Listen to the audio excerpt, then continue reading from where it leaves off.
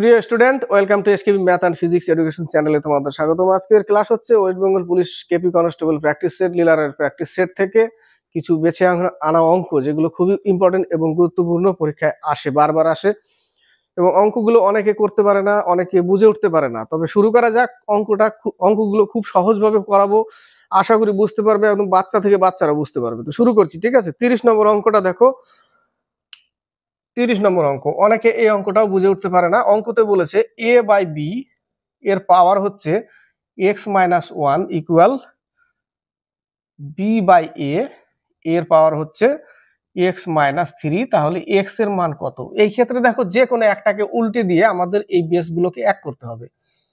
তো এটাকে যদি উল্টাই, তাহলে আমাকে এই জায়গাটা কিছু কাজ করতে হবে। কি কাজ করতে হবে সেটা বলছি। a by b x-1 equal a by b. এইবার আমরা এই জায়গাটা কাজ করব পাওয়ার। এই যে -3, একে আমাকে প্লাস করতে হবে এবং এই এ প্লাস এক্সটাকে মাইনাস করতে হবে। বাস, উল্টে গেল। যদি আমরা এটাকে নিই, এবার যদি আমরা এটাকে উল্টাই, তাহলে কি করব? তাহলে বি বাই এ, ওয়ানটাকে আগে রাখতে হবে, মাইনাস এক্স করতে হবে, একে ওইভাবেই রাখতে হবে, বি বাই এ x-3। দুই জায়গা থেকে সেম উত্তর আসবে। এখান থেকে যদি আমি অঙ্ক করতে যাই, তাহলে বেস বেস কেটে গেল। তাহলে আমার থাকলো কি? থাকলো হচ্ছে x-1 equal to 3x minus x, 3 minus x. তাহলে এই এক্স আসলে এই পাশে 2x ইকুয়াল টু 4, x সমান সমান 2। এই জায়গাটা থেকেও 2 আসবে। এবার এখান থেকেও 2 আসবে। 1 minus x equal to x-3। এই x এই পাশে গেলে 2x, এই -3 এই পাশে আসলে 4, x ইকুয়াল টু 2। তো যে কোনো একটা তোমাকে উল্টাতে হবে, তাহলেই তোমার অঙ্ক হবে। এবং পাওয়ারটা এইভাবে থাকলে এটা এই পাশে নিয়ে আসতে হবে, মাইনাস থাকলে প্লাস করতে হবে, আর এটা প্লাস থাকলে মাইনাস করে দিতে হবে। আর যদি শুধু -3 থাকতো, তাহলে ওটা শুধু প্লাসে হয়ে যেত, অনলি প্লাস। 33 নম্বর অঙ্ক। এই অঙ্কটা অনেকে তালমিল করে ফেলে, পরীক্ষায় বুঝে উঠতে পারে না। খুব সুন্দরভাবে ভালো করে খেয়াল করবে। বলেছে একটি ঘড়ি 15% লাভে বিক্রি করা হলো। ধরে নিলাম 100 টাকা দাম ছিল, ক্রয় মূল্য 15% লাভে, অর্থাৎ 115 বাই 100। 100টা লিখবো না, জটিল করবো না, পরে বলছি কেন লিখবো না। যদি এর মূল্যে 5% কমে এবং 21 টাকা কমে বিক্রি করা হয়, তবে লাভ হয় 10%। অর্থাৎ এখান থেকে যদি 5% কমিয়ে দেওয়া হয়, তাহলে দাম হয়ে যাবে 95 টাকা এবং 10% লাভ করবে। এটাও একটা বিক্রয় মূল্য, এবং এর উপরে 10% লাভে যদি বিক্রি করি, তাহলে এটাও একটা বিক্রয় মূল্য, এটাও একটা বিক্রয় মূল্য, এটাও বিক্রয় মূল্য, এটাও বিক্রয় মূল্য। কেটে দাও, 5 দুগুণে 10, 5 19 95, গুণ করলে হয় 209 বাই 2, 209 বাই 2। 110% লাভ। এখানে পার্সেন্টেজ লিখিনি, কিন্তু একটা লিখেছি। কেন লিখিনি এবার দেখো বলছি, কেন লিখবো না। একটু লিখে বেকার ওটা জটিল করে লাভ নেই। অর্থাৎ 115, এই যে এই বিক্রয় মূল্য, আর এটাও তো একটা বিক্রয় মূল্য, তাই না? এই দুটো বিক্রয় মূল্যের মধ্যে হচ্ছে 21 টাকার পার্থক্য। 21 টাকা কমে যদি বিক্রি করতো, তাই না? তাহলে দুটোই তো বিক্রয় মূল্য। তাহলে এই বিক্রয় মূল্য আর এই বিক্রয় মূল্যের মধ্যে পার্থক্য কত? 21 টাকা। এবার আমি 21 টাকা, এবার হচ্ছে এটা যদি গুণ করি আমি, তাই না? 5 দুগুণে 10, 230 মাইনাস 209 বাই 2 ইকুয়াল টু 21 টাকা। এখান থেকে আমি পাচ্ছি কত? 21 বাই 2। এবার আমি 100টা মনে মনে ধরে নিব, নিচে 100 ছিল, ইকুয়াল টু 21 টাকা নিয়ে নিলাম। 21 21 কেটে গেল, বজ্র গুণন করে উঠিয়ে দাও, 200 টাকা। তো আমি 100টা এখানে লিখলাম, তাই না? এখান থেকে লিখে আমি আসিনি, এখানে এসে জাস্ট গুণ করে দিলাম। আমি 100 লিখে বেকার টাইম বাড়িয়ে লাভ নেই, প্রত্যেকবার তাহলে 100 100 লিখতে হবে, দরকার নেই। এখানে এসে গুণ করে দিলাম, 200 টাকা উত্তর। এবার হচ্ছে 3 থেকে 6। 3 নম্বর অঙ্কটা দেখো। 3 নম্বর অঙ্কটা, একটি ছেলের কাছে 1:2:3 অনুপাত, 1:2:3 অনুপাতে তার কতগুলো পয়সা আছে? 50 পয়সা, 25 পয়সা আর হচ্ছে 10 পয়সা অনুপাতে আছে, এবং তার কাছে মোট 6.5 টাকা থাকে। তবে 10 পয়সার মুদ্রা কত? আমাকে 50 পয়সাকে টাকা করতে হবে। টাকা করতে গেলে 1/2, তাই না? 50/100, তাহলে 1/2 ইন্টু 1, তাহলে 1 ইন্টু 1/2। তাহলে এখান থেকে অনুপাত পাচ্ছি এত। এখান থেকে 25 পয়সা, 50 দোকানে 25 দোকানে 50, এখানেও সেম পাচ্ছি 1/2 এবং এখান থেকে 10/100, 10 পয়সাকে টাকা করছি, 10/100 × 3, তাহলে এখানে পাবো 3/10, তাই না?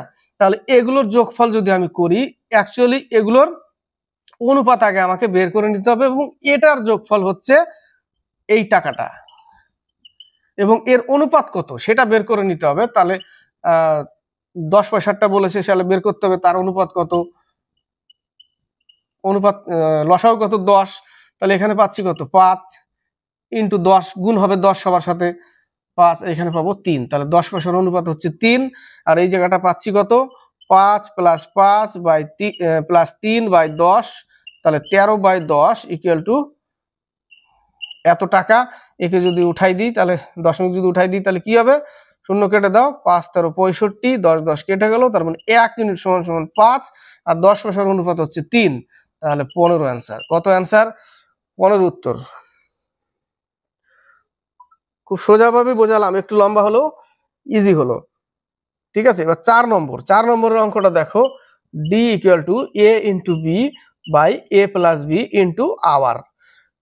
এর কত 4 কিমি/আওয়ার বেগে গিয়ে সেখানে 1 ঘন্টা বিশ্রাম নিয়ে ও সেখান থেকে ঘন্টায় 5 কিমি বেগে ফিরে আসতে মোট 10 ঘন্টা সময় লাগে। 1 ঘন্টা বিশ্রাম নেয়, ওই 1 ঘন্টা ধরা যাবে না, তাহলে কয় ঘন্টা লাগতো? 9 ঘন্টা লাগতো, ঠিক আছে, 9 ঘন্টা লাগতো। তাহলে যাচ্ছে 4 কিমি/আওয়ার, আসছে 5 কিমি/আওয়ার, দুটো যোগফল কত 9 এবং কত ঘন্টা লাগছে? 10 ঘন্টা না, কিন্তু 1 ঘন্টা বিশ্রাম যেটা নেয় সেটা বাদ দিতে হবে, সে 1 ঘন্টা হোক আর 2 ঘন্টা হোক, সেটা বাদ দিলে 9, বাস। উপরে কত, এই 9 9 কেটে গেল, 4 5 20 কিলোমিটার, d = 20 কিলোমিটার। তাহলে a × b / a + b × hour.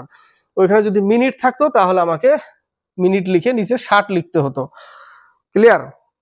এবার হচ্ছে ম্যাক সংখ্যা হচ্ছে বেগ, এটা হচ্ছে প্লেনের ম্যাক সংখ্যা, প্লেন ইউজ করা হয়, তাই না,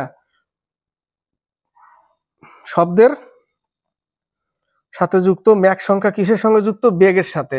এবার হচ্ছে 6 নম্বর, একটি ট্যাঙ্কে 200 লিটার জল ধরে, বর্তমানে ট্যাঙ্কটি 60% ভর্তি আছে, কিন্তু পরিমাণ জল ট্যাঙ্ক থেকে বের করার ফলে কিছু পরিমাণ বের করার ফলে ট্যাঙ্কটি 35% ভর্তি থাকলো, কত লিটার জল বের করা হলো? তাহলে 100% সমান জল ধরে মানে কি, 100% সমান 200 লিটার, তো 60% ভর্তি আছে, তাহলে বাই 100 × 60%, তাহলে কত লিটার জল আছে? 120 লিটার জল আছে। 100% সমান 200, জল ধরে টোটাল 200, তাহলে 100% টোটাল, তাহলে 100% সমান 200, তাহলে 60% সমান 120 লিটার জল আছে এবং বলেছে কিছু জল বের করার পর ট্যাঙ্কটিতে 35% ভর্তি থাকলো। তাহলে 60% সমান যদি 120 লিটার হয়, তাহলে 35% সমান কত? বেরিয়ে যাবে না এখান থেকে? 35% সমান হচ্ছে 70 লিটার। 70 লিটার জল আছে, বাকিটা বের করা হয়েছে। 120-র মধ্যে 70 লিটার আছে, বাকিটা বের করেছে কত? 50 লিটার বের করা হয়ে গেছে। 50 অ্যান্সার, 50 লিটার বের করা হয়েছে। এই টাইপের অঙ্ক 9 এর পাওয়ার 6 + 7 কে 8 দিয়ে ভাগ করতে কত ভাগশেষ থাকবে? কিচ্ছু না, 9 আর 7 যোগ করো 16 হবে, 8 দিয়ে ভাগ করে দাও 0 থাকবে, বাস। এইটুকুই অঙ্ক। 56-এ 9 এর পাওয়ার 6 + 7 একে 8 দিয়ে ভাগ করলে 9 আর 7 কত? 16, 16 কে 8 দিয়ে ভাগ করলে কেটে যায়, অর্থাৎ 0 অ্যান্সার। কত অ্যান্সার? 0। এই টাইপের অঙ্ক যোগ করে যা বলবে ভাগ করে বাক্সে যা থাকবে তাই উত্তর। ঠিক 3 নম্বর অঙ্ক, এটা মুখে মুখে হবে। একজন ব্যক্তি তার কাছে যত অর্থ ছিল তার 2/5 অংশ ব্যয় করেন। 2/5 অংশ মানে তার কাছে 5 টাকা ছিল, 5 ইউনিট ছিল, 2 ইউনিট খরচা করেছে, 3 ইউনিট আছে এবং বলেছে তারপরেও তার কাছে 240 টাকা আছে। তার মানে 3 ইউনিট সমান 240 টাকা, 1 ইউনিট সমান 80। তার কাছে প্রথমে কত ছিল? টোটাল 5 ইউনিট ছিল। তো ওই ব্যক্তির কাছে প্রথমে কত টাকা ছিল? 5 ইউনিট ছিল ইন্টু 5, 400 টাকা অ্যান্সার। কত অ্যান্সার? 400 টাকা। এগুলো অঙ্ক মুখে মুখে হয়। 77 78 নম্বর, একদিনে কতবার ঘড়ির দুটি কাঁটা পরস্পর একসঙ্গে মিলিত হবে? একদিন বলতে এখানে 24 ঘন্টা বলেছে, একদিন বলতে 24 ঘন্টা, 12 ঘন্টায় হয় 11 বার, মনে রাখবে। তাহলে 24 ঘন্টায় হবে 22 বার, ঠিক আছে, 22 অ্যান্সার। 24 ঘন্টায় 22 বার। 78 নম্বর, একটি ঘড়ি 480 টাকায় বিক্রি করলে 20% ক্ষতি হয়, তো 5% লাভ করতে হলে বিক্রয় মূল্য কত হতে হবে? 20% ক্ষতি হয়, তার মানে 80 ইউনিট সমান সমান হচ্ছে 480 টাকা না। 80 ইউনিট সমান সমান 480 80 ইউনিট, তাহলে 5% লাভ বলতে কি, তাহলে 105 ইউনিটে বিক্রি করতে হবে। তাহলে 1 ইউনিট সমান সমান 6, তাহলে 105 ইউনিট সমান সমান কত, ব্যাস 630 টাকা। কত টাকা? 630 টাকা। এইভাবে তোমার মেন হচ্ছে তুমি অঙ্কটাকে কিভাবে নেবে, কিভাবে করবে, এটা হচ্ছে তোমার উপরে নির্ভর করবে, কিভাবে ধরবে, কিভাবে করবে। একটি করে 480 টাকায় বিক্রি করলে 20% ক্ষতি হয়, অর্থাৎ 80%। তাহলে 80 ইউনিট সমান সমান 240, বিক্রি করতে বলেছে 5% লাভে, তার মানে 105 ইউনিট। তাহলে 1 ইউনিটের মান কত পেলাম? 6 পেলাম। তাহলে 105-এর সঙ্গে 6 গুণ করলে 630 টাকা। ডি নম্বর অ্যান্সার। তো ভালো লাগলে লাইক শেয়ার কমেন্ট অবশ্যই করবে, আর নতুন কেউ দেখলে তাকেও বলবো দেখার পরে যদি ভালো লাগে লাইক শেয়ার কমেন্ট বেশি বেশি করে শেয়ার করবে, আর লাইক করবে, আর কমেন্ট অবশ্যই দিবে কেমন লাগছে ক্লাসগুলো। আর বেশি জটিল আসবে না পরীক্ষায় প্রশ্ন, কম বেশি অঙ্ক যাদের বেস ক্লিয়ার তারা করতে পারবে, কারণ ক্লার্কশিপের পরীক্ষায় দেখা গেছে যাদের বেস ক্লিয়ার ছিল তারাই অঙ্ক করে উঠেছে, এবং যারা শুধু ট্রিক্সের পিছনে ভেগেছে তারা স্লিপ খেয়ে পড়ে গেছে। তো সবসময় মাথায় রাখবে যে হিন্দি ফিল্ম ছেড়ে বাংলায় ফিরে আসতে হবে, বেস ক্লিয়ার রাখতে হবে, তারপরে তোমাকে এক্সট্রা নলেজ ওখানে কাজ করাতে হবে। যে একটা ফেল হলে তোমার বেসটা দিয়ে তুমি কাজে লাগাবে, আর তুমি বেস নেই আর তুমি সব ওর পিছনে ছুটছো, তাহলে কিন্তু কেস খাবে, একদম একদম খাবে ওই জায়গাটা। না পারলে ট্রিক্সের মধ্যে আসলে পারবে, আর না হলে একটু পেঁচানো ঘোরানো অঙ্ক দিলে সম্ভব না, স্লিপ কেটে পড়ে থাকবে ওই জায়গাটা, করে আসতে পারবে না। ঠিক আছে, তাহলে বেছে বেছে অঙ্কগুলো এইভাবে কভার করতে থাকবো, আশা করি পরীক্ষায় আসলে যেন পারো, সেইভাবেই শেখানোর চেষ্টা করবো সবসময়।